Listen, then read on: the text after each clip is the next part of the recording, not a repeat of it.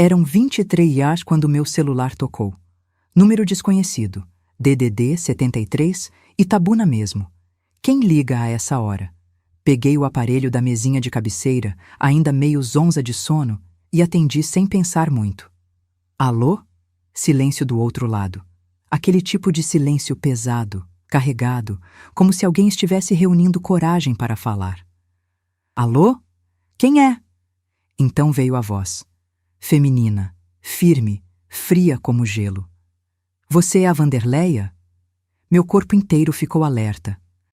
Algo naquele tom me disse que essa ligação ia mudar tudo. Sou. Quem tá falando? Uma pausa. Curta, mas que pareceu durar uma eternidade. Você não me conhece, mas eu fui casada com seu marido antes de você. O ar saiu dos meus pulmões de uma vez.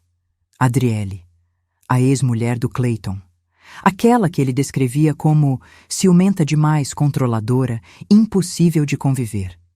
Instintivamente, olhei para o lado da cama. O travesseiro dele estava amassado, mas vazio. O lençol jogado de lado. Clayton não estava ali.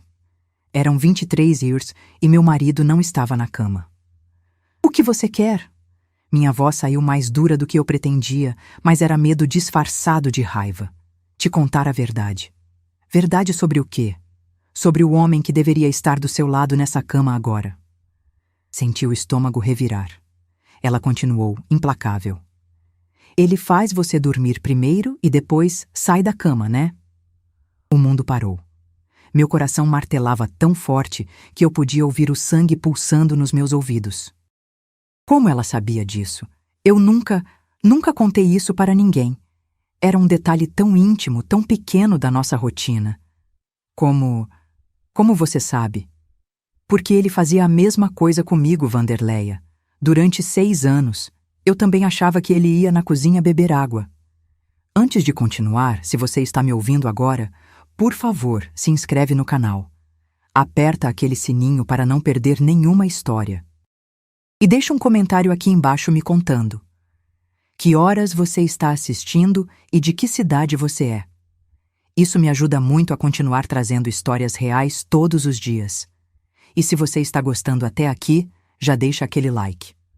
Agora vamos continuar, porque você precisa saber o que aconteceu naquela noite. Meu nome é Wanderleia, tenho 33 anos e nasci em Itabuna, sul da Bahia. Terra do cacau, do calor que não dá trégua, de gente que fala alto e sente mais alto ainda. Vou contar o que aconteceu na noite de 22 de janeiro de 2025, quando aquela ligação partiu minha vida ao meio. A mulher do outro lado da linha deixou bem claro que não gostava de mim. Fez questão. Mas ela odiava meu marido mais do que me desprezava. E por isso me ligou. Porque a vingança dela contra ele era maior que qualquer ressentimento que ela guardava de mim. Nasci em 1992, no bairro Conceição, periferia de Itabuna. A cidade já foi rica, sabe? Nos anos 80, o dinheiro do cacau corria solto. Fazendeiro comprava carro importado, construía casarão, mandava filho estudar na Europa. Mas aí veio a vassoura de bruxa, praga que destruiu as plantações. E com as plantações, destruiu a cidade inteira.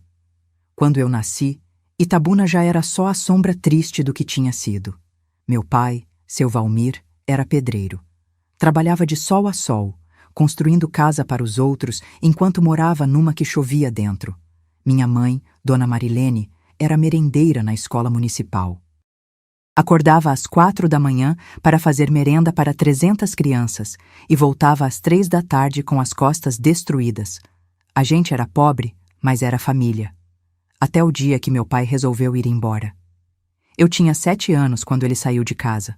Não foi porque não amava a gente, foi porque amava outra mais. Uma mulher de Ilhéus, mais nova, mais bonita, sem filho para pesar nas costas.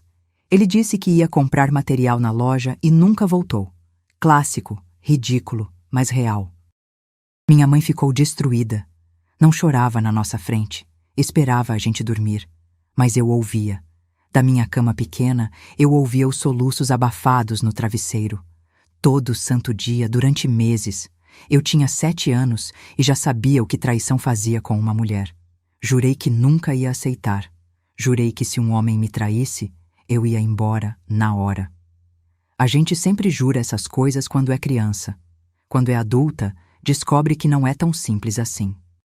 Cresci com minha mãe, meu irmão Wagner, 3 anos mais velho, e minha irmã Vanessa, 2 anos mais nova. Minha mãe criou a gente sozinha, com o salário de merendeira e faxina nos fins de semana. Nunca pediu ajuda para meu pai. Nunca cobrou pensão. Orgulhosa demais.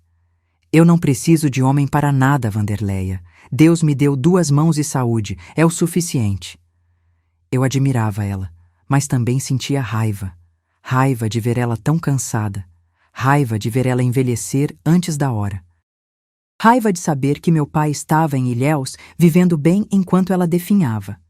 Meu irmão Wagner largou a escola cedo, foi trabalhar para ajudar em casa. Minha irmã Vanessa engravidou aos 16, casou com o pai do bebê e saiu de casa. E eu fiquei, a do meio, a que não largou a escola, a que sonhava em ser alguém. Eu queria ser enfermeira, desde pequena. Quando minha avó ficou doente, eu cuidei dela. Dava remédio, trocava curativo, media pressão com aquele aparelhinho velho e cheio de defeito. Wanderleia, você tem mão de enfermeira, minha avó dizia, segurando minha mão com aqueles dedos finos e trêmulos. Eu acreditei nela. Terminei o ensino médio em 2010 e queria fazer faculdade, mas não tinha dinheiro. Trabalhei de vendedora numa loja de roupas no centro de Itabuna. Ganhava um salário mínimo e meio. Guardava tudo o que podia. R$ 100 aqui, 200 ali. Em 2013, consegui uma bolsa parcial no curso técnico de enfermagem e paguei o resto com o dinheiro que juntei. Em 2015, me formei. Técnica de enfermagem. Minha mãe chorou na formatura. Sua avó ia ter tanto orgulho, Wanderleia. Eu também chorei. Não de alegria, de alívio. Comecei a trabalhar no Hospital de Base de Itabuna em 2016. Plantão noturno, 12/36, das 7 da noite às 7 da manhã. Era pesado, muito pesado, mas eu amava. Cuidar de gente me dava propósito. Eu era boa no que fazia. Paciente gostava de mim, médico confiava. Wanderleia, você tem empatia. Isso é raro, disse Dr. Marcelo, o chefe da UTI, num dia que eu tinha conseguido acalmar uma senhora que estava em pânico antes da cirurgia. Empatia. Eu tinha demais, às vezes até demais, porque foi no hospital que eu conheci Clayton, e toda a minha empatia me cegou para quem ele realmente era. Novembro de 2016. Clayton deu entrada no pronto-socorro às 2 da manhã. Acidente de moto. Fratura exposta na perna direita. Muito sangue espalhado pelo chão frio da emergência. Eu estava no plantão. Ajudei a limpar o ferimento, preparar para a cirurgia, monitorar os sinais vitais. Ele estava consciente, com dor, mas consciente, e me olhava. Mesmo no meio da dor, ele me olhava de um jeito que fazia meu estômago dar um nó. Moça, você é um anjo, ele disse, a voz saindo arrastada por causa dos analgésicos que já tinham sido aplicados. Eu sou enfermeira, fica quieto. Enfermeira não. Anjo. Deus mandou você para me salvar. Deus mandou o cirurgião. Eu só estou limpando o sangue. Ele riu. Mesmo com dor, ele riu. Aquele riso fácil, charmoso, perigoso. Clayton tinha 28 anos. Mecânico de moto. Bonito, moreno. Olhos claros que pareciam ver através de você. Sorriso fácil. Tipo perigoso. O tipo que a gente sabe que é problema, mas se atrai mesmo assim. Clayton ficou internado 8 dias. E nesses 8 dias, ele me conquistou. Toda vez que eu passava no quarto dele durante minha ronda, ele estava acordado. Sempre acordado, me esperando, como se eu fosse a coisa mais importante do dia dele. Wanderleia, eu posso te chamar de Leia? Pode. Leia, quando eu sair daqui, eu te levo para jantar. Você vai sair daqui de muleta, não vai levar ninguém para lugar nenhum. Eu levo nem que seja de cadeira de rodas. Ele era insistente, carismático, engraçado. Tinha sempre uma piada pronta, sempre um elogio na ponta da língua. E eu estava sozinha havia muito tempo. Sem namorado, sem caso, sem nada, trabalhando, cuidando da minha mãe, vivendo para os outros. Pela primeira vez em muito tempo, alguém estava prestando atenção em mim. Alguém me via. Ou pelo menos era o que eu achava. Clayton era divorciado. Ele me contou no primeiro encontro, numa lanchonete perto do hospital. Ele ainda estava de muleta, mas tinha insistido tanto que eu acabei aceitando. Leia, eu preciso ser honesto com você desde o começo. Eu fui casado antes. 6 anos. Tenho um filho, Kaique. Ele tem 7 anos agora. Ele mexia no guardanapo enquanto falava, como se estivesse genuinamente desconfortável com o assunto. E por que vocês separaram? Perguntei, tentando manter o tom casual, mas por dentro já estava processando cada palavra. A gente não se dava mais. Brigava muito. Ela era ciumenta demais, sabe? Controladora. Eu não aguentava mais. Ele levantou os olhos para mim, e havia algo neles que parecia sincero. Não era saudável para nenhum de nós dois. Ela te traiu? Não, nenhum dos dois traiu. A gente só não se amava mais. Simples assim. Às vezes o amor acaba, né? Eu acreditei. Porque eu queria acreditar. Porque ele parecia sincero. Porque ele me olhava como se eu fosse a única mulher no mundo inteiro.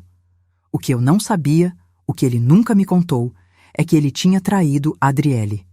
Mais de uma vez. Que Adriele não era ciumenta demais. Ela era uma mulher que descobriu as traições e não aguentou mais. Que ele não saiu do casamento. Ele foi expulso. Que Adriele me odiava.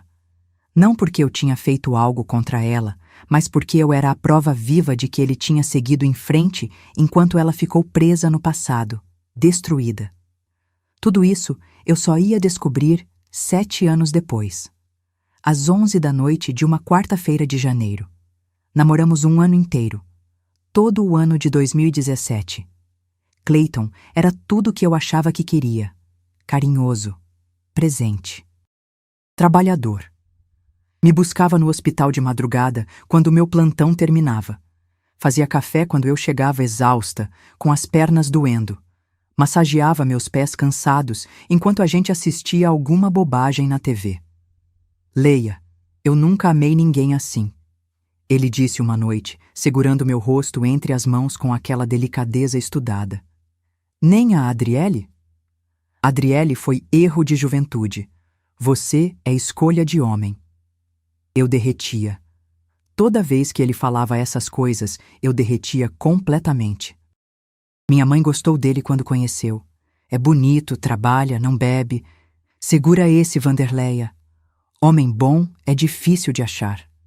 Mas minha amiga Stephanie desconfiou desde o primeiro momento. A gente estava sentada na praça, tomando açaí, quando ela finalmente soltou o que estava entalado na garganta. Vanderleia, homem bonito, divorciado, sem defeito aparente. Desconfia, minha amiga. Você é desconfiada demais, Stephanie.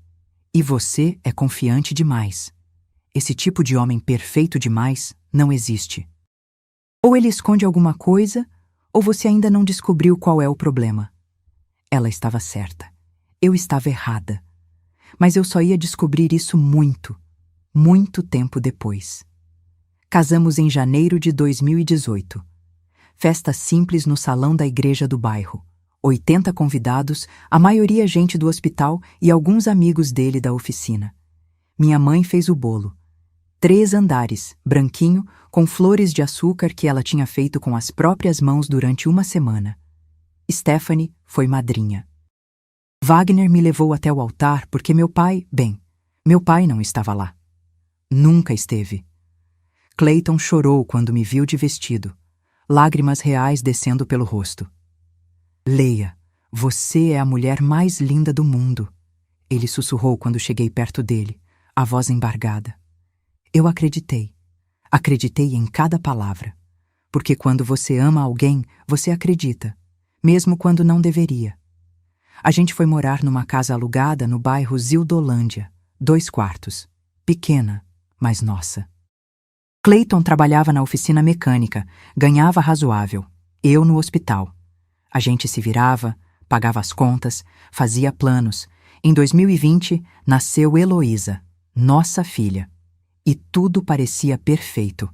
Tão perfeito que assustava. Em 2021, Clayton conseguiu comprar uma casa. Não era grande coisa, mas era nossa. Bairro São Caetano. Rua tranquila, casa de 3 quartos, quintal, muro alto. Ele estava tão orgulhoso quando me mostrou pela primeira vez. Leia, agora a gente tem casa própria. Não precisa mais de nada. A gente conseguiu. Ele me abraçou ali, no meio da sala vazia que ainda cheirava a tinta fresca, e eu estava feliz. De verdade feliz.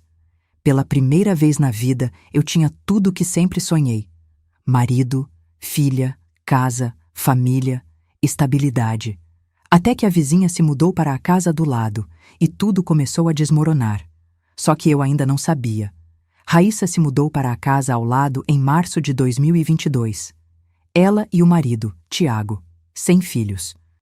Tiago era engenheiro de uma empresa de estradas, trabalhava em obras pelo interior da Bahia, passava 20 dias fora, 10 em casa. Raíssa tinha 28 anos, novinha, cabelo preto longo que batia na cintura, corpo de academia, tatuagem colorida no braço, piercing no nariz. Tipo alternativa, diferente das mulheres do bairro que eram mais tradicionais, mais recatadas. No primeiro dia, ela veio se apresentar. Bateu na minha porta com um sorriso largo e uma cerveja na mão. Oi, sou Raíssa, sua vizinha nova. Meu marido é o Tiago, mas ele viaja muito, então vai ser mais eu e você aqui na rua, né? Ela sorriu. Um sorriso bonito, aberto, amigável. Eu sorri de volta, segurando a Heloísa no colo. Sou Vanderleia. Pode me chamar de Leia. Se precisar de qualquer coisa, é só bater aqui. Ah, que amor! A gente vai se dar bem, eu sinto. E a gente se deu bem. Até bem demais. Raíssa era divertida, completamente diferente de mim. Eu era calada, reservada, séria. Ela era o oposto total. Falava alto, ria de tudo, fazia piada com qualquer coisa, ouvia música alta, tomava cerveja na calçada de tarde. Ela me puxava para fora de casa, me tirava da rotina sufocante de trabalho e maternidade. Leia, vem tomar uma comigo, está muito quente para ficar aí dentro. Eu tenho que dar banho na Heloísa. Traz ela vai brincar no quintal enquanto a gente conversa. E eu ia, porque era bom ter companhia. Com Clayton trabalhando o dia inteiro e eu fazendo plantão à noite, eu ficava muito sozinha nas tardes. Raíssa preenchia esse vazio, ou pelo menos era o que eu achava na minha ingenuidade. O que eu não percebia é que Raíssa estava observando. Observando minha rotina com cuidado de predador. Observando que hora eu saía para o hospital. Observando que hora Clayton chegava em casa. Observando quando as luzes da casa se apagavam. Observando quando eu dormia. Ela não era minha amiga. Ela era uma predadora estudando a presa antes do bote fatal. Eu e Clayton tínhamos um ritual de noite. Nos dias que eu não estava de plantão, a gente jantava junto, assistia TV grudados no sofá, depois ia dormir. Mas eu sempre dormia primeiro. Sempre, sem exceção. Eu chegava do trabalho morta de cansada, exausta até os ossos. Caía na cama e apagava em 10 minutos. Clayton ficava acordado. Disse que tinha insônia desde jovem. Amor, vai dormir. Você precisa descansar. Já vou, Leia. Vou só beber uma água. Estou com a garganta seca. Ele se levantava devagar, tomando cuidado para não me acordar, e saía do quarto. Ia para a cozinha. E eu dormia. Dormia profundamente, sem saber que ele não estava bebendo água nenhuma. Quando eu acordava de manhã, ele estava lá, do meu lado. Normal, como se nunca tivesse saído. Eu nunca questionei, nunca desconfiei. Ele sempre ia beber água. Voltava em 5 minutos, ou em 10, ou em 30, ou em 2 horas. Eu não sabia, porque eu estava dormindo. Olhando para trás agora, os sinais estavam todos lá, gritando na minha cara. Mas eu não queria ver. O celular. Clayton sempre teve o celular na mão, mas a partir de 2023 ele começou a levar para o banheiro. Dormir com ele debaixo do travesseiro. Trocar a senha toda semana. Amor, qual a senha nova do celular? Perguntei um dia casual enquanto lavava a louça. Para que você quer saber? A resposta veio rápida, defensiva. Para nada. Só estou perguntando. Não precisa saber. É coisa minha. O tom era final. Assunto encerrado. E tinha o cheiro. Às vezes de madrugada, quando eu acordava para ir ao banheiro, ele estava na cama, mas com um cheiro diferente. Não era perfume masculino. Era suor, misturado com outro cheiro, feminino, doce, enjoativo. Clayton, por que você está suado? Perguntei uma vez, ainda meio dormindo. Estava quente. Fui na varanda pegar ar. A varanda. Eu comecei a notar que a porta da varanda dos fundos estava sempre destrancada de manhã. Eu sempre trancava todas as portas antes de dormir. Era um hábito. Mas de manhã, a porta da varanda estava aberta. Clayton, você abriu a porta da varanda de madrugada? Abri. Fui pegar ar. Estava abafado demais, não conseguia dormir. Sempre a mesma desculpa. Ar, água, calor, insônia. E eu acreditava, porque era mais fácil acreditar do que enfrentar. Minha amiga Stephanie veio me visitar num sábado de manhã. Clayton tinha saído cedo. Vou na oficina resolver umas coisas, ele tinha dito me beijando na testa antes de sair. Num sábado. Resolver o quê numa oficina fechada num sábado? Stephanie e eu estávamos sentadas na varanda, tomando café e conversando sobre nada, quando Raíssa passou na calçada. Shortinho curto, top, fone de ouvido, voltando da caminhada matinal. Oi, Leia! Oi, amiga da Leia! Ela acenou animada e continuou andando, rebolando exageradamente. Stephanie ficou olhando para ela até ela sumir na esquina. Então se virou para mim com aquela cara que eu conhecia bem. A cara de quem vai falar algo que você não quer ouvir. Quem é essa? Raíssa, minha vizinha. Vizinha? O tom dela mudou completamente. Mora ali do lado. Por quê? Stephanie fez uma cara estranha, mordendo o lábio como fazia quando estava desconfortável. Vanderleia, posso falar uma coisa? Fala. Eu vi ela no centro, quinta-feira passada, com um homem. Meu estômago apertou, mas mantive a voz firme. Deve ser o marido dela, Tiago. Não, o Tiago eu conheço de vista. Alto, barba grande, branco, esse era moreno, de boné. Clayton usava boné. Sempre, para proteger do sol quando estava na oficina. Stephanie, moreno de boné, tem milhares em Itabuna. Tinha tatuagem no braço esquerdo, uma tatuagem escrito um nome com uma estrela em volta. O chão sumiu debaixo dos meus pés. Que nome? Não deu para ver direito de longe, mas tinha estrela, e era no braço esquerdo.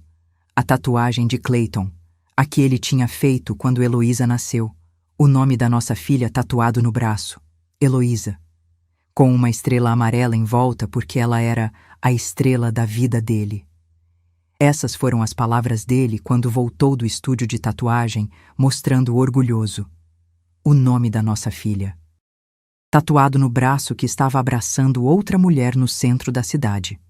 Vanderleia, você ficou branca. Você está bem? Não é nada.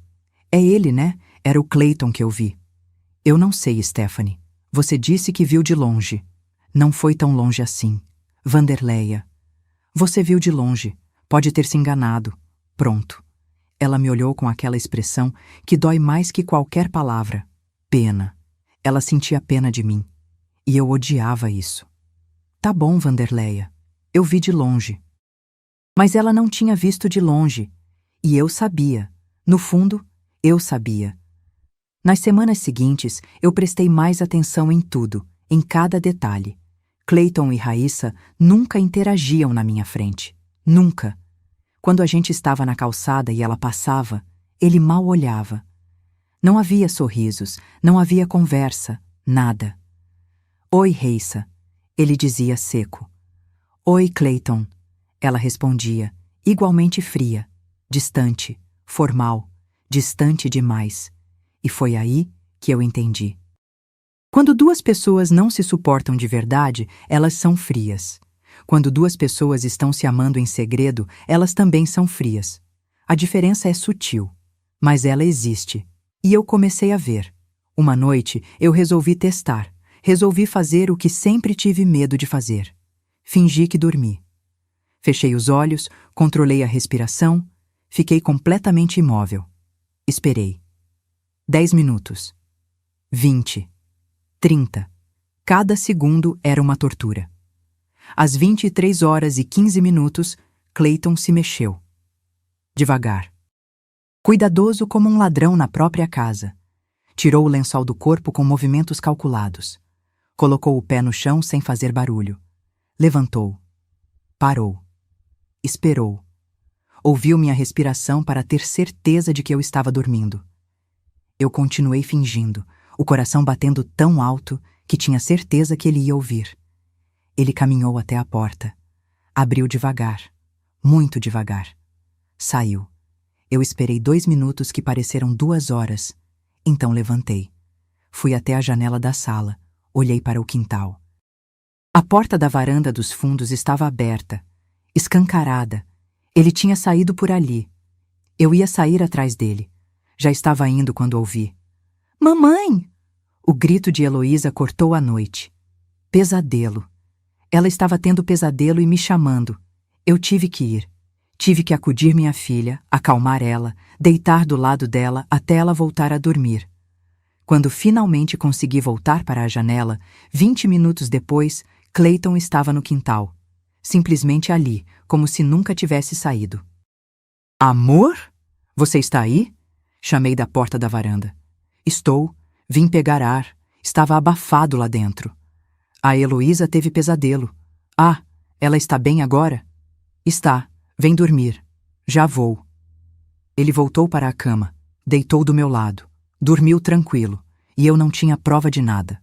Apenas suspeita. Apenas aquele sentimento horrível de que algo estava muito, muito errado. As semanas foram passando. E a dúvida me consumindo por dentro como um câncer silencioso. Eu vigiava, mas nunca conseguia pegar nada concreto. Clayton era cuidadoso, profissional. Nunca deixava rastro no celular. Nunca falava nome de mulher. Nunca chegava em casa com marca no corpo, com perfume estranho, com nada. Ele era limpo, impecável, perfeito demais.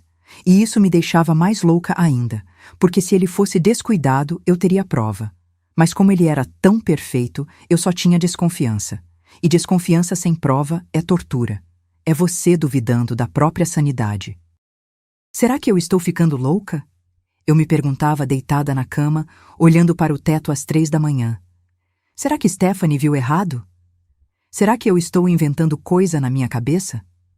Eu comecei a duvidar de mim mesma, a achar que eu era paranoica, que eu estava vendo coisas que não existiam, que eu era igual a Adriele, a ex-mulher dele, ciumenta demais, controladora, como ele sempre descrevia. Será que era por isso que ele tinha largado ela? Porque ela desconfiava de tudo? Porque ela via coisas que não existiam? Será que eu estava virando a Adriele? Será que daqui a uns anos ele ia estar contando para a próxima mulher que eu era louca, ciumenta, impossível? Em dezembro de 2024, eu desisti de investigar. Decidi que estava ficando doente, que a desconfiança estava me destruindo mais do que qualquer traição poderia destruir. Decidi confiar no meu marido. Ele me amava.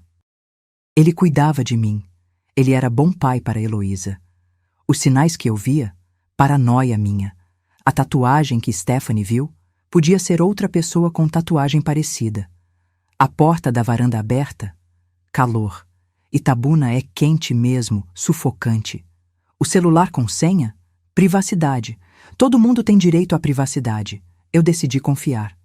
Parei de vigiar e voltei a dormir tranquila, enquanto ele saía da cama todas as noites para transar com a vizinha. 22 de janeiro de 2025, quarta-feira. Eu estava de folga do hospital.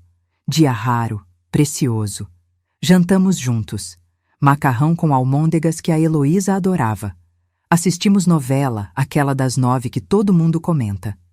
Clayton brincou com Heloísa antes de dormir, fazendo ela rir com aquelas palhaçadas que só pai sabe fazer. Boa noite, princesa da mamãe, ele disse beijando a testa dela. Boa noite, papai. Ela respondeu já meio dormindo, abraçada com o ursinho de pelúcia. Ele veio para o nosso quarto, me beijou. Boa noite, amor da minha vida. Boa noite. Às 22 horas eu estava na cama. Cansada. Mesmo de folga, eu estava cansada. Corpo de enfermeira não descansa nunca. As dores ficam nos ossos, na memória muscular. Clayton deitou do meu lado, mexendo no celular. A luz azulada da tela iluminava o rosto dele, deixando sombras estranhas. Vai dormir, amor. Já está tarde. Já vou. Estou só vendo o resultado do jogo. Eu fechei os olhos e dormi. Dormi profundamente, sem saber que quando acordasse, minha vida inteira teria mudado. 23 horas. Meu celular tocou. O toque me arrancou do sono como um tapa na cara. Desorientada, confusa, peguei o celular na mesinha de cabeceira. Número desconhecido. DDD 73, Itabuna. Quem liga às 11 da noite? Atendi, a voz saindo arrastada de sono. Alô? Silêncio do outro lado. Não aquele silêncio de linha ruim.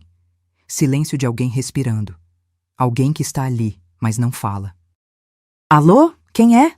Minha voz saiu mais firme agora, com um toque de irritação. Então veio. A voz feminina, firme, fria, cortante como lâmina. Você é a Vanderleia? Meu coração disparou sem motivo aparente. Instinto. Sou. Quem está falando? Uma pausa. Longa, pesada. Você não me conhece. Mas eu fui casada com seu marido antes de você. O mundo parou de girar. Meu coração parou de bater. Adriele. A ex-mulher do Clayton. A fantasma do passado que ele sempre descrevia como problema. Instintivamente, automaticamente, olhei para o lado da cama. O lado de Clayton estava vazio, o travesseiro amassado, o lençol jogado. Mas ele não estava ali. Olhei para o relógio no criado mudo. 23 horas. E meu marido não estava na cama. O que você quer? Minha voz saiu dura, mas era medo disfarçado de raiva. Te contar a verdade. Verdade sobre o quê? Sobre o homem que deveria estar do seu lado nessa cama agora. Sobre o homem que você acha que conhece. Cada palavra era uma pedra caindo no meu estômago. Ele não está do meu lado. Eu sei, por isso eu liguei agora, porque eu sabia que ele não ia estar aí. A voz dela era cortante, sem emoção aparente, sem calor, sem piedade, puro gelo. Vanderleia, eu vou ser direta porque não tenho paciência para enrolação. Eu não gosto de você. Nunca gostei. Quero deixar isso bem claro desde já. O ar saiu dos meus pulmões. Então por que está me ligando? Porque eu odeio ele. Eu odeio o Clayton mais do que eu não gosto de você. Muito mais. Silêncio. Ela continuou. Eu não liguei para te fazer um favor. Não liguei porque me preocupo com você ou com seu bem-estar. Eu liguei porque eu quero que ele pague. Quero que ele perca tudo de novo. E a única forma dele pagar, a única forma de ele sofrer de verdade, é você saber a verdade. Toda a verdade. Que verdade? Minha voz saiu num sussurro. Responde uma coisa primeiro. Ele faz você dormir primeiro e depois sai da cama, né? O chão literalmente sumiu debaixo dos meus pés. Senti como se estivesse caindo num poço sem fundo. Como você sabe disso? Porque ele fazia a mesma coisa comigo. Exatamente a mesma coisa. Durante 6 anos. Toda noite. O mesmo padrão. Meu corpo inteiro começou a tremer. As mãos, as pernas, até a voz. Eu também achava que ele ia na cozinha beber água, ou pegar ar na varanda, ou ver o resultado do jogo no celular. Ou qualquer uma dessas desculpas que ele sempre tem na ponta da língua. Eram as mesmas desculpas, exatamente as mesmas, palavra por palavra, como se ele tivesse um roteiro decorado. Vanderleia, ele não está na cozinha. Ele não está na varanda. Ele não está em lugar nenhum da sua casa. Nunca esteve. Onde ele está? Minha voz era só um fio agora. Na casa da sua vizinha, Raíssa, morena, tatuagem no braço, piercing, casa do lado da sua. Minha respiração parou completamente. Senti como se alguém tivesse enfiado uma faca no meu peito e torcido. Como você sabe? Porque meu filho me contou. O Kaique. Ele tem 14 anos agora. Passa fim de semana com o pai, como determinou o juiz no divórcio. E ele vê coisas, ele ouve coisas. Coisas que uma criança de 14 anos não deveria ver nem ouvir. O que ele viu? Eu precisava saber, mesmo que me destruísse. Ele viu o pai saindo de casa de madrugada, pelo quintal, pulando o muro para o terreno da vizinha. Entrando na casa dela pela porta dos fundos, ele viu isso mais de uma vez, várias vezes, e não disse nada porque tinha medo. Medo do pai. Medo de estragar o casamento do pai, até que não aguentou mais. Sentiu o estômago revirar, náusea subindo pela garganta. Adriele. Ele me contou há 3 meses. No começo eu não ia fazer nada. Sinceramente não ia, porque não é mais problema meu. Ele não é mais problema meu. Que se dane o que ele faz da vida, com quem ele trai, quantas mulheres ele engana. Não é mais comigo. Ela fez uma pausa. Ouvi a respiração dela pesada do outro lado. Mas ontem, o Kaique voltou do fim de semana com o pai, chorando. Chorando muito. Disse que não quer mais ir lá. Disse que tem nojo do pai. Nojo, Vanderleia. Um menino de 14 anos com nojo do próprio pai. A voz dela tremeu pela primeira vez. Emoção real finalmente aparecendo. Meu filho está sofrendo porque o pai dele é um porco mentiroso. E enquanto você não descobrir, enquanto você continuar nessa fantasia de casamento feliz, meu filho vai ter que continuar indo para aquela casa todo fim de semana e vendo aquilo, vendo o pai saindo de madrugada para transar com a vizinha. Adriele, eu não estou fazendo isso por você, Vanderleia. Quero deixar isso muito, muito claro. Estou fazendo isso pelo meu filho e porque eu quero que o Cleiton perca tudo. De novo. Como perdeu comigo. Quero ver ele no chão, destruído, sem casa, sem família, sem nada. Essa é a minha vingança. Fiquei em silêncio. Não tinha palavras, não tinha ar, não tinha nada. Eu vou te contar uma coisa que ele nunca te contou. A verdade sobre o nosso casamento, sobre por que a gente realmente separou. Eu estou ouvindo. Ela respirou fundo. Estava se preparando. Ele te disse que a gente separou porque eu era ciumenta, né? Disse. Mentira. Mentira descarada. A gente separou porque eu peguei ele na cama com a vizinha. Em 2016, eu cheguei em casa mais cedo do trabalho. Fui até o quarto, e lá estava ele, na minha cama, com a Fabiana, nossa vizinha, mulher casada, marido que viajava, mesma história de sempre. Senti vontade de vomitar. Em 2016... a gente morava em Ilhéus na época, naquela casa perto da praia. A vizinha se chamava Fabiana, casada, o marido viajava muito. E o Cleiton saía da nossa cama de madrugada, pulava o muro e ia para a casa dela. Exatamente como ele está fazendo agora com você. O mesmo padrão, exatamente o mesmo padrão, como se fosse o modus operandi dele. A marca registrada. Ele faz isso com todas, Vanderleia. Não é coisa isolada, não é fraqueza momentânea.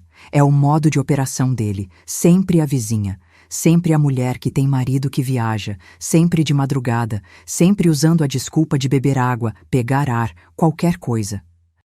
É um padrão. É quem ele é. Eu estava tremendo tanto que mal conseguia segurar o celular. A gente morou em Ilhéus. Foi a Fabiana. Vocês moraram no Zildolândia antes de ir para o São Caetano, né? Como ela sabia onde a gente morava? Moramos. De 2018 a 2021.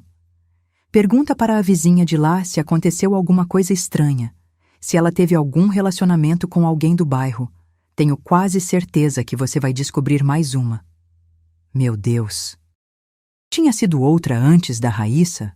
Quantas? Quantas mulheres? Vanderleia, o Cleiton não trai porque ele é infeliz no casamento. Ele não trai porque você não é suficiente. Ele trai porque ele é assim. Foi assim comigo. Foi assim com a mulher de antes de mim que eu só descobri depois. É assim com você. E vai ser assim com a próxima. A próxima? A próxima mulher que ele enganar. Porque vai ter próxima. Sempre tem. Homem assim não muda. Ele só fica melhor em esconder. Fechei os olhos com força. Lágrimas finalmente começando a cair.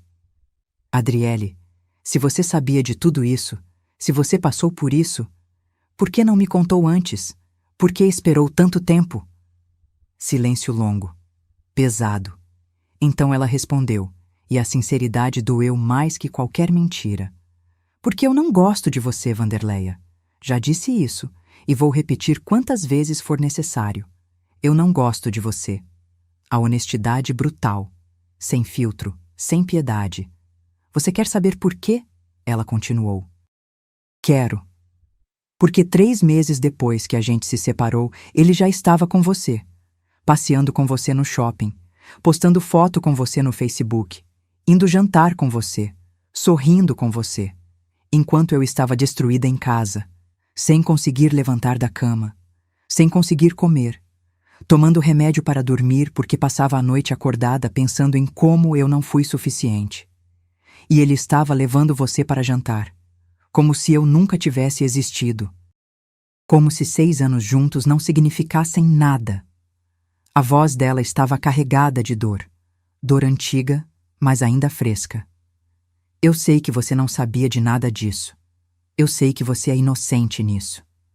Mas eu não consigo ser racional sobre isso, Wanderleia.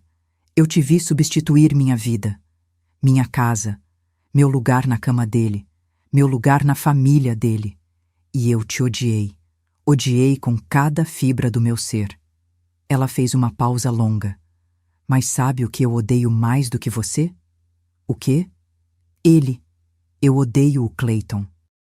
Porque ele fez comigo. Fez com você. E vai fazer com a próxima. E ninguém para esse homem. Ninguém denuncia. Ninguém expõe. Ele continua fazendo. E fazendo. E fazendo. A voz dela endureceu. Ficou de aço puro. Até agora. Porque eu estou cansada de ficar calada. Estou cansada de engolir. Estou cansada de ver meu filho sofrer. Então, eu engoli meu orgulho, engoli meu ódio por você e liguei. Porque você merece saber. E porque eu quero ver o Clayton perder tudo pela segunda vez. Se eu não posso ser feliz, pelo menos eu posso vê-lo infeliz. Adriele, não sabia o que dizer. Não me agradece.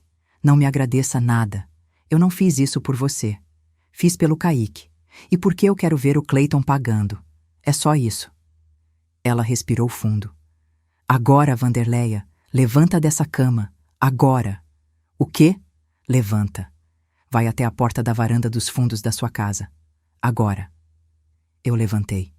O coração disparado. As pernas bambas. Fui até a varanda tropeçando no escuro, tentando não fazer barulho para não acordar Heloísa. A porta estava destrancada. Como sempre. Está aberta, né? A voz dela no telefone. Está.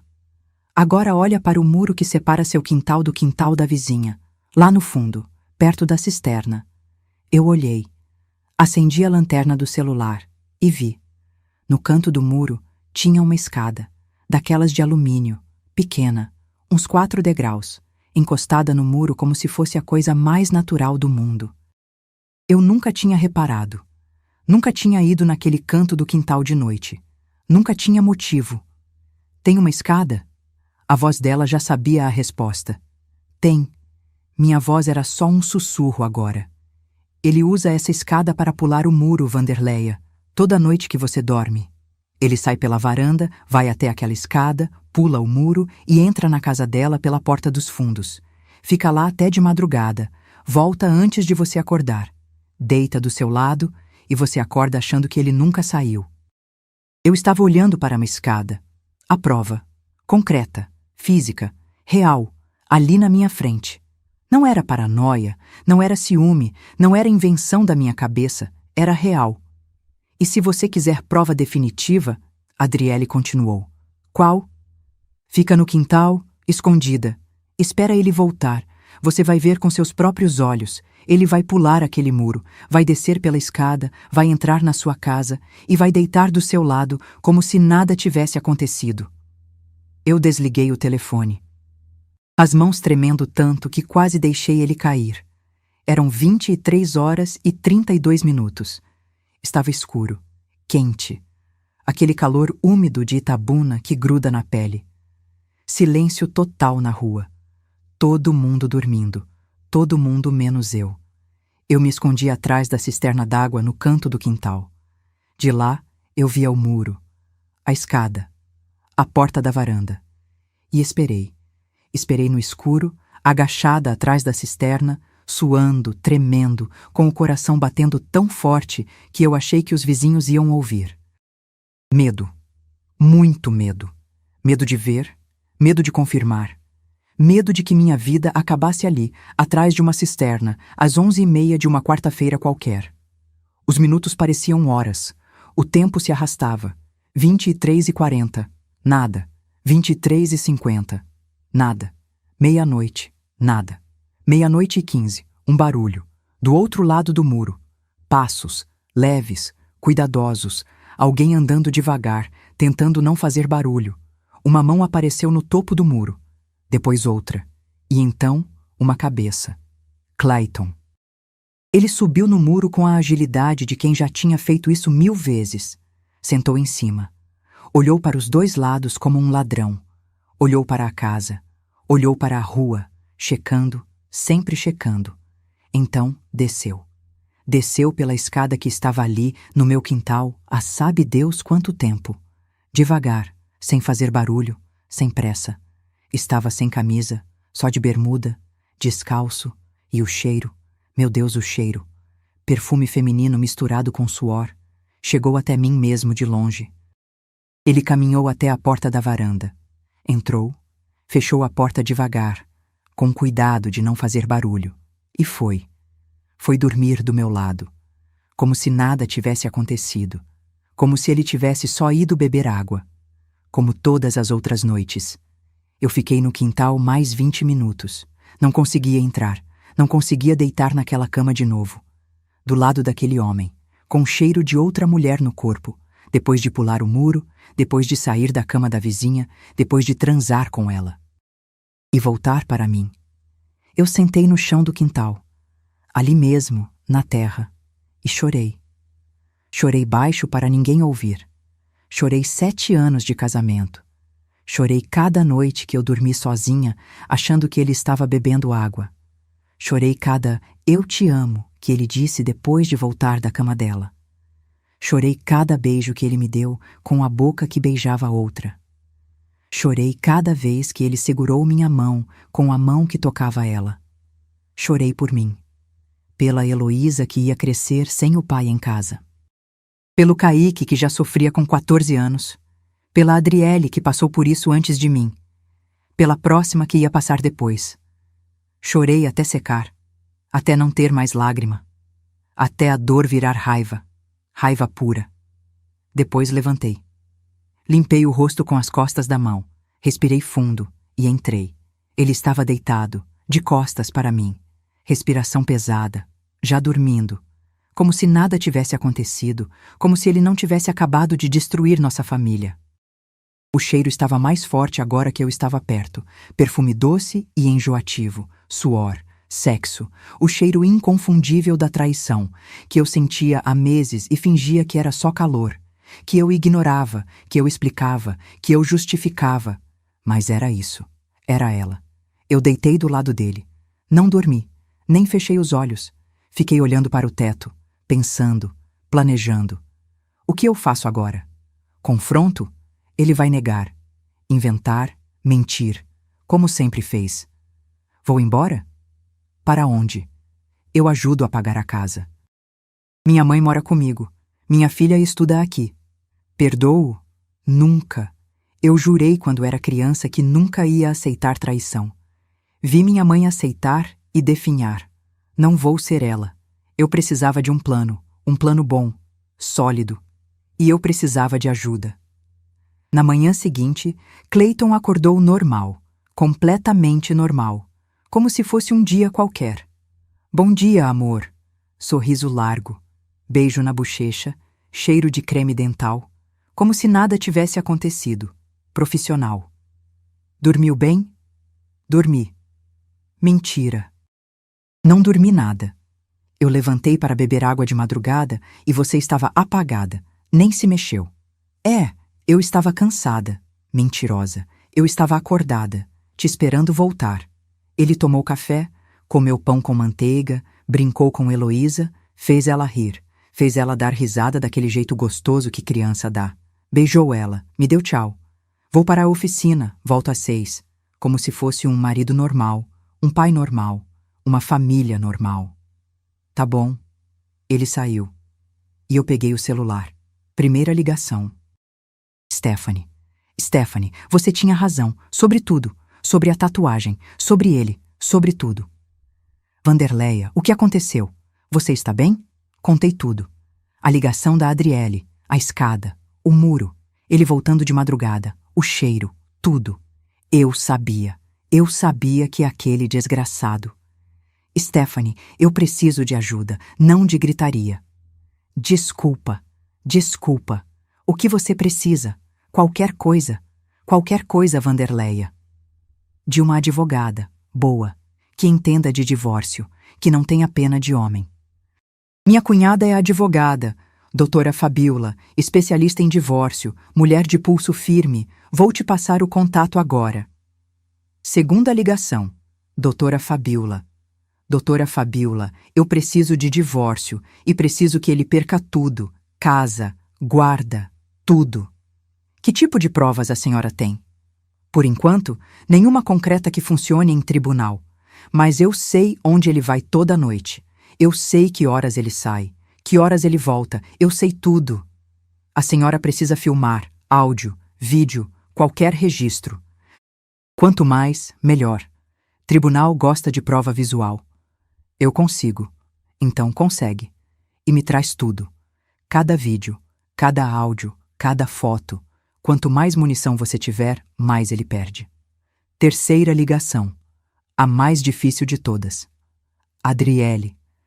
Minha mão tremia quando disquei o número que ela tinha ligado ontem. Adriele? Fez o que eu disse? Direto ao ponto. Sem rodeio. Fiz. Vi ele pulando o muro, voltando, tudo. E agora? Agora eu preciso de mais. Preciso da sua ajuda. Minha ajuda? O tom era de surpresa. Eu preciso que você testemunhe. No divórcio, no processo. Preciso que você conte o que ele fez com você.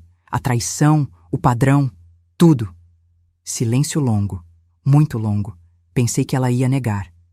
Vanderleia, eu já te disse. Eu não gosto de você. Eu sei e eu entendo.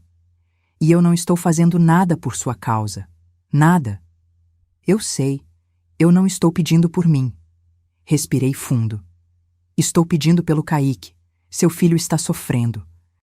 Se eu me divorciar do Clayton, se ele perder a casa, perder a guarda compartilhada, perder tudo, o Kaique não precisa mais ir lá. Não precisa mais ver aquilo. Não precisa mais sofrer. Silêncio. Mas um silêncio diferente. Pensativo. Você é esperta, Vanderleia. Eu sou mãe, igual você. E mãe faz qualquer coisa pelos filhos, até engolir o orgulho.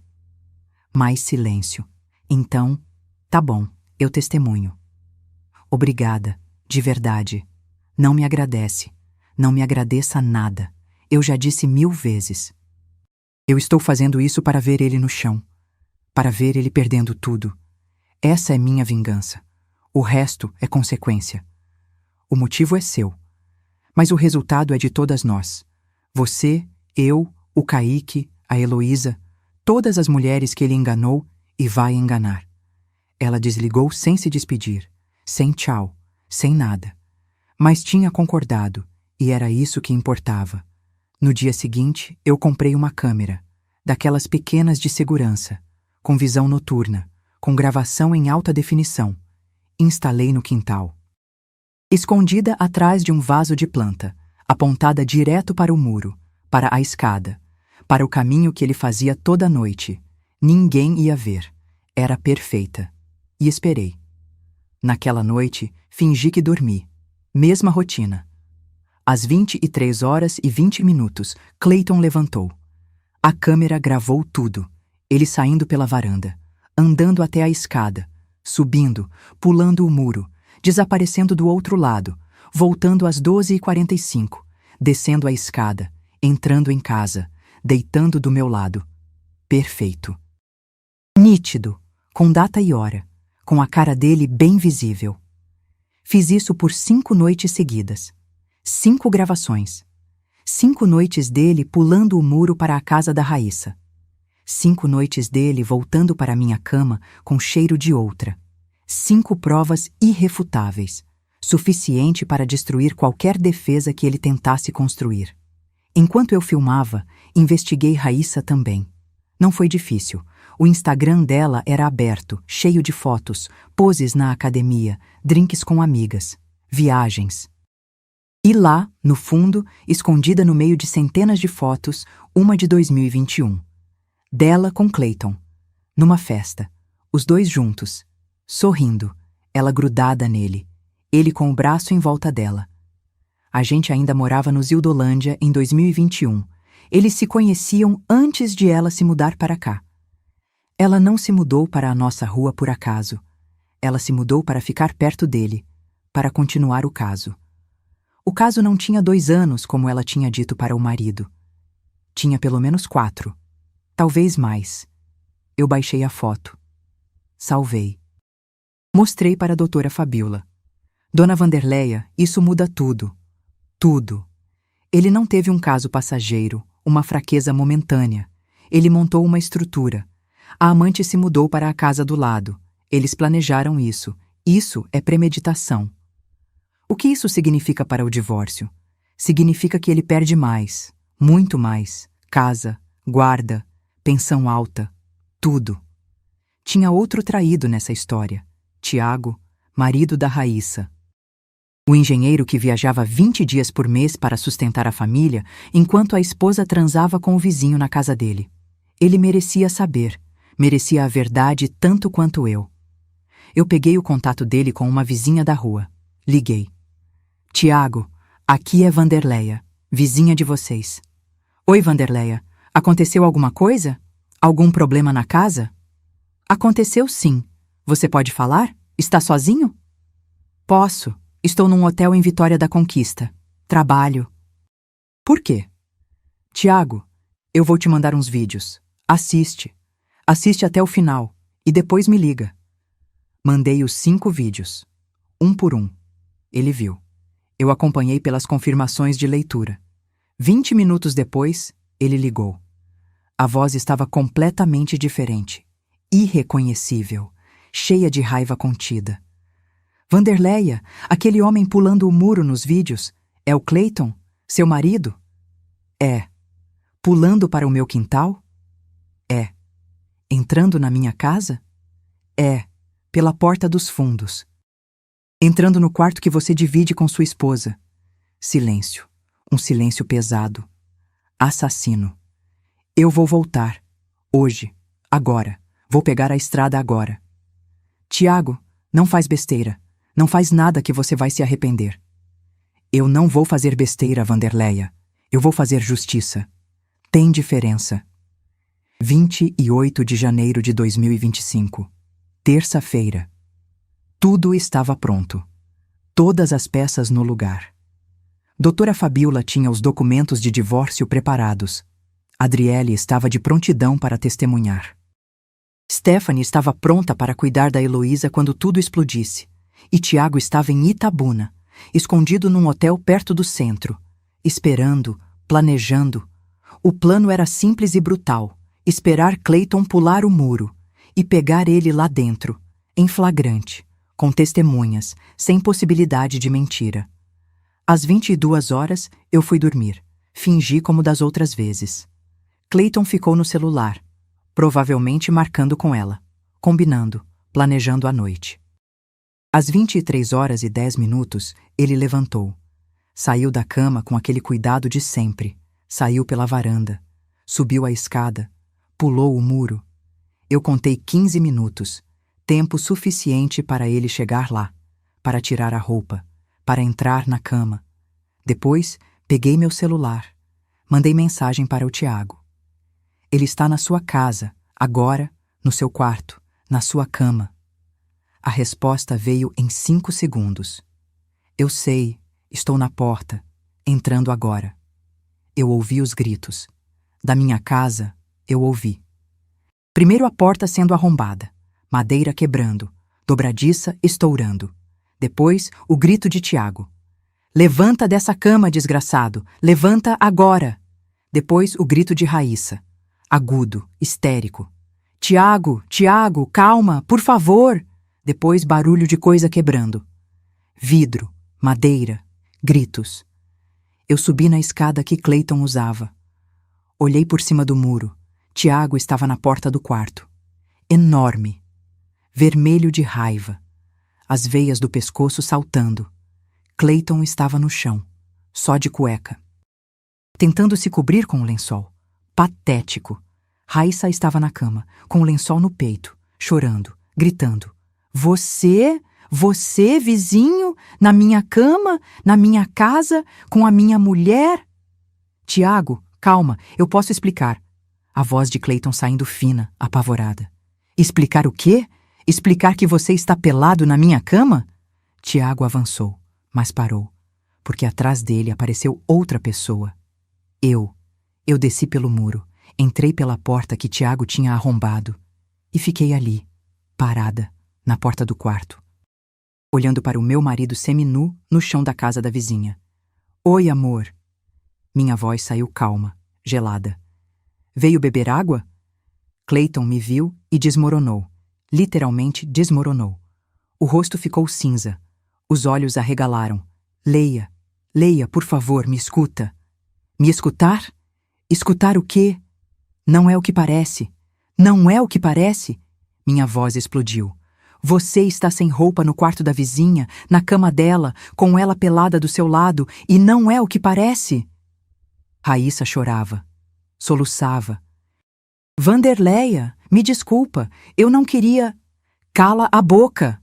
Meu dedo apontado para ela. Você não fala comigo. Você não olha para mim. Você não existe para mim. Tiago segurou a parede, tentando se controlar, as mãos fechadas em punho.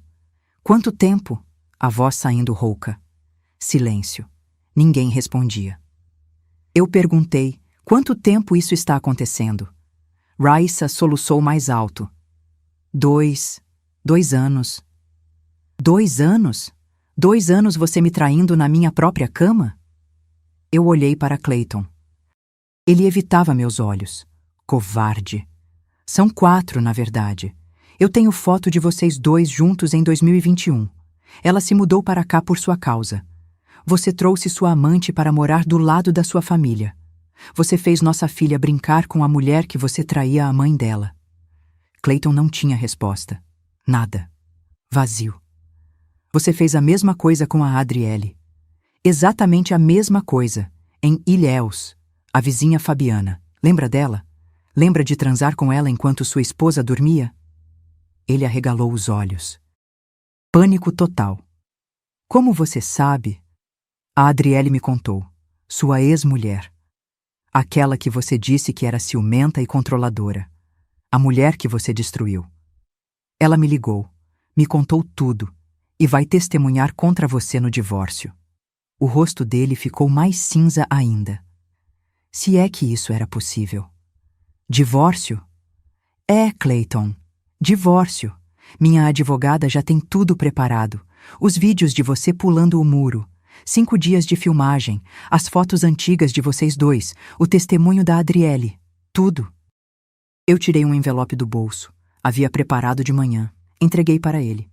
Isso é a intimação. Minha advogada pediu para entregar pessoalmente. Achei que aqui era o lugar perfeito, no meio da sua sujeira. Tiago olhou para Raíssa. A raiva pura nos olhos. Pega suas coisas, agora. Tiago, por favor. Eu disse, agora. Para onde eu vou? Não é mais problema meu. Nunca mais vai ser. Tiago, a gente pode conversar. A gente pode... Conversar? Ele deu uma risada sem humor. Você transou com o vizinho na minha cama por 2 anos. Desculpa, 4 anos. E quer conversar? Ele foi até o armário. Abriu violentamente. Começou a jogar as roupas dela no chão. Vestidos, blusas, calças, tudo. Pega, tudo. E some da minha vida. Raíssa olhou para Clayton, pedindo ajuda, esperando que ele fizesse algo, dissesse algo. Clayton não olhou para ela. Estava olhando para o chão. Não tinha mais nada para dizer. Não tinha mais ninguém para enganar. Não tinha mais nenhuma mentira para contar. Eu saí da casa da Raíssa pelo portão da frente. Não precisava mais pular muro. Não precisava mais me esconder. A rua estava escura, silenciosa. Mas eu sabia que os vizinhos estavam ouvindo. Os gritos tinham sido altos. Amanhã a rua inteira ia saber, e eu não me importava. Não me importava nem um pouco.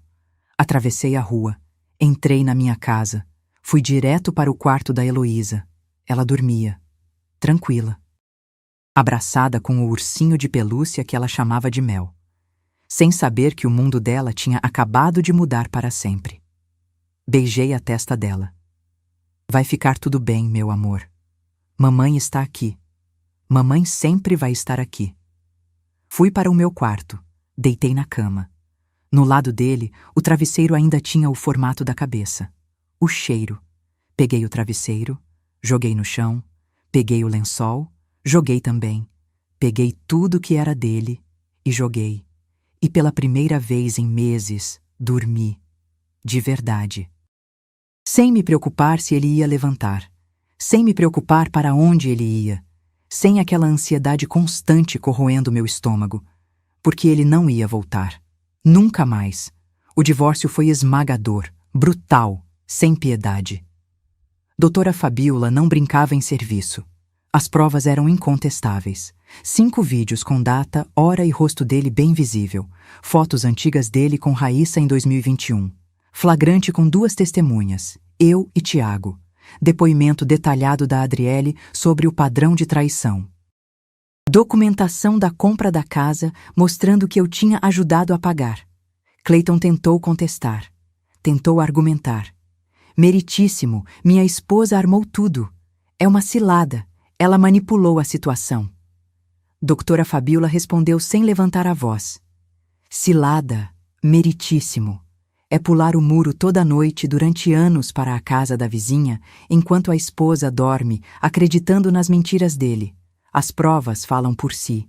Vídeos, fotos, testemunhas, flagrante. O que mais o senhor juiz precisa? O juiz decidiu. E foi tudo para mim. Casa, minha. Clayton teve que sair. Guarda da Heloísa. Minha com visitação restrita a finais de semana alternados, sempre acompanhado. Pensão, R$ 2.500 por mês. Veículo. Eu fiquei com o carro. Ele ficou com a moto. Tiago também se divorciou de Raíssa. Processo rápido, sem discussão. Ficou com a casa, com tudo. Raíssa voltou para a casa da mãe no interior. Sem casa, sem marido, sem dignidade. Clayton foi morar num kitnet no centro de Itabuna, sozinho. Sem esposa, sem casa, sem filha morando com ele, sem vizinha para pular o muro. Depois que tudo acabou, que os papéis foram assinados, que a poeira baixou, eu liguei para a Adriele, pela última vez. Adriele, acabou.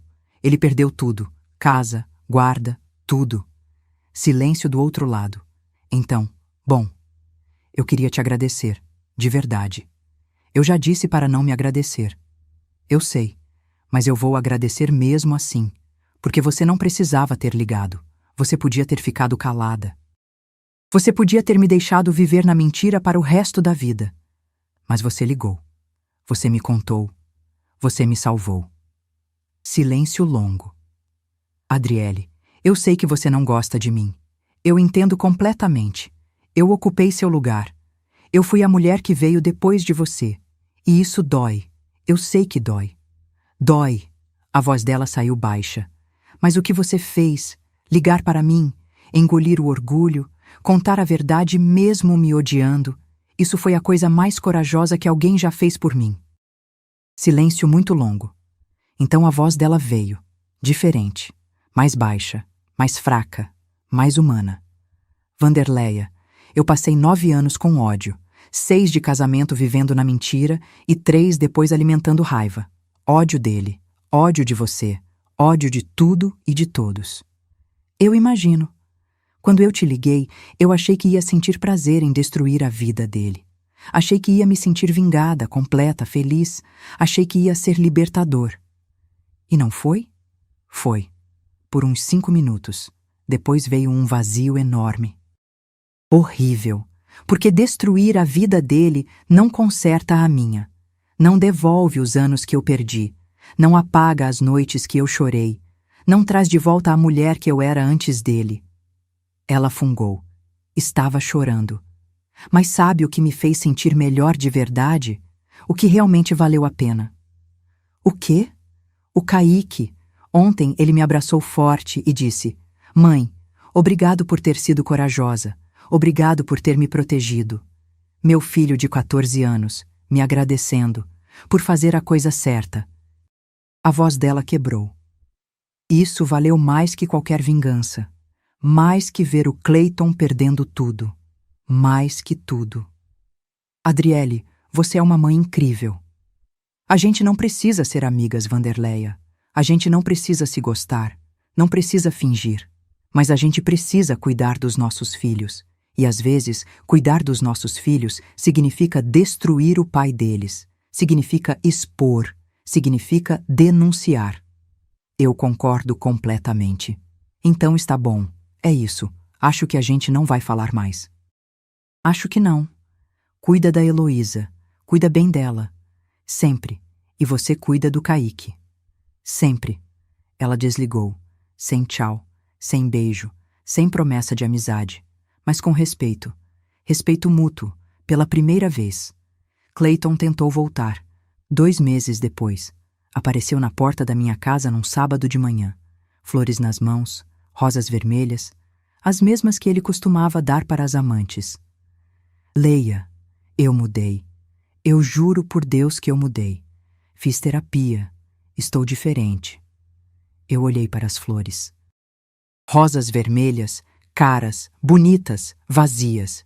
Vai embora, Clayton. Me dá outra chance, só mais uma. Quantas chances eu dou, Clayton? Quantas mulheres você precisa? A Fabiana de Ilhéus não foi suficiente? A Adriele não foi suficiente? A vizinha do Zildolândia, que eu nem sei o nome, não foi suficiente? A Raíssa não foi suficiente? Quantas? Ele ficou em silêncio, sem resposta. Porque não tinha resposta. Eu não sou a próxima da fila, Clayton. Eu não sou mais uma opção. Eu sou a última. A última que você vai enganar. Porque acabou. Acabou para sempre. Fechei a porta na cara dele, com as flores do lado de fora, murchando no sol quente de Itabuna. Hoje tenho 33 anos. Moro na mesma casa. Minha casa. Só minha. Trabalho no hospital de base. Faço plantão. Cuido de gente. Ajudo pessoas. Minha mãe mora comigo agora. Cuida da Heloísa quando eu trabalho à noite. É bom ter ela aqui. É bom não estar sozinha. Filha, você é mais forte que eu. Eu não tive coragem de ir embora do seu pai quando descobri. Você teve. Mãe, eu aprendi olhando a senhora. Aprendi o que eu não queria ser. Aprendi com os seus erros. Isso dói de ouvir. Desculpa, mas é verdade. E a verdade é o que importa. Heloísa tem 5 anos agora. Linda, esperta, alegre. Ela pergunta do pai às vezes. Mamãe, por que o papai não mora mais aqui? Porque o papai fez escolhas erradas, meu amor. Escolhas que machucaram a mamãe. Ele não gosta mais da gente? Ele gosta. Do jeito dele. Mas o jeito dele machuca. E a mamãe não aceita mais ser machucada. Eu também não quero ser machucada quando crescer. E você não vai ser, filha, porque eu vou te ensinar.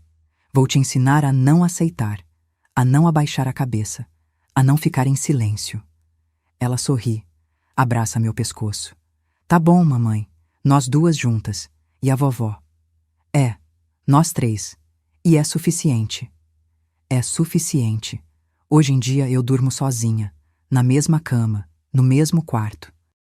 mas sem medo. Sem aquela ansiedade horrível de olhar para o lado e ver o travesseiro vazio. Sem aquele cheiro de perfume feminino que não era meu. Sem aquela dúvida torturante que me corroia por dentro todo santo dia. Às vezes, às 11 da noite, meu celular toca. E meu coração ainda dispara. Memória do corpo. Trauma que fica. Mas não é a Adriele. É Stephanie mandando meme. Ou minha mãe perguntando se eu quero bolo de fubá no café da manhã. Ou o hospital perguntando se eu posso cobrir um plantão extra. Não é mais a ligação que mudou minha vida. Aquela já veio. Já cumpriu seu papel. Já destruiu. E também já libertou. Outro dia eu estava arrumando o quintal e vi a escada. A escada de alumínio que Clayton usava para pular o muro toda a noite. Eu tinha esquecido que ela ainda estava ali, encostada no muro, enferrujando, coberta de folha seca. Eu olhei para ela por um tempo longo. Aquela escada viu meu marido pular para o quintal da amante centenas de vezes. Viu ele ir, viu ele voltar. Guardou o segredo que eu não conseguia descobrir. Foi cúmplice silenciosa da minha humilhação. Peguei a escada, levei até o portão. Coloquei no lixo. O lixeiro levou na manhã seguinte, e com ela levou o último pedaço físico daquela história. O último resquício, a última prova. Se você me perguntar qual foi o momento mais difícil de tudo isso, eu não vou dizer que foi ver ele pulando o muro. Nem o confronto na casa da Raíssa, nem o divórcio, nem nada disso. O momento mais difícil foi a ligação. 23 horas. Número desconhecido. Uma voz que eu não conhecia, dizendo coisas que eu não queria ouvir. Uma mulher que não gostava de mim, me salvando. Não por bondade, não por compaixão, por ódio. Ódio dele. Às vezes, a pessoa que te salva não te ama. Às vezes ela até te odeia, mas o ódio que ela sente por ele é maior que qualquer coisa. Maior que o ressentimento, maior que a mágoa, maior que tudo. E esse ódio vira a tua salvação. Se você está lendo isso, se você está me ouvindo agora, e seu marido sai para beber água de madrugada, presta atenção. Olha a porta da varanda. Olha o muro do quintal. Olha o que tem escondido nos cantos da sua casa. Olha o que você está fingindo não ver. Porque às vezes a traição não está no celular. Não está na mensagem. Não está no perfume. Está no quintal. No muro. Na escada que você nunca reparou, na rotina que você normalizou, nas desculpas que você aceitou.